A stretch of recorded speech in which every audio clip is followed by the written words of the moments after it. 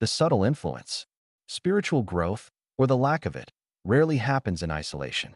Many factors shape our faith walk, but few are as powerful as the company we keep.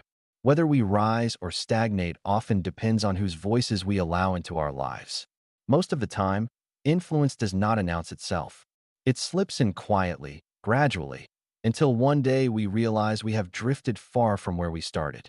Without noticing, we begin to adopt habits, attitudes, and even beliefs from those around us. Habits that can harm not only our relationship with God, but also our physical and emotional health.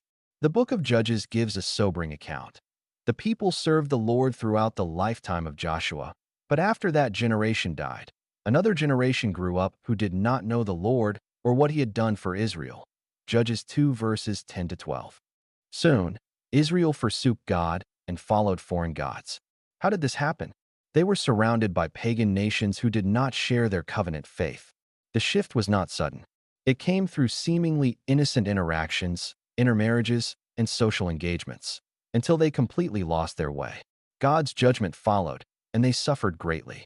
A similar pattern appears in the life of Lot. When he parted from Abraham, he chose to settle near Sodom. Genesis 13 verse 12. Before long, Scripture records that he was living in Sodom. Genesis 14 verse 12. His gradual compromise cost him dearly. His wife, likely influenced by the values of that corrupt city, looked back longingly despite the angel's clear command, and became a pillar of salt. Genesis 19 verse 26. Even Solomon, the wisest man who ever lived, was not immune. King Solomon loved many foreign women. From the nations the Lord had told the Israelites, "You must not intermarry with them." 1 Kings 11 verses 1 to 2. In his old age, his wives turned his heart after other gods. The man who built the Lord's temple ended up worshiping Ashtoreth and Molech. 1 Kings 11 verses 4 to 7. Influence had undone what wisdom had built. Today, the channels of influence have multiplied. Social media, peer pressure, workplace culture, and even cliques within the church can subtly shape our convictions. That is why one of the most important areas to guard, if you desire spiritual growth, is who you allow into your inner world. Not everyone who smiles with you is building you up. Not every voice that entertains you is leading you toward God. Scripture warns, do not be deceived.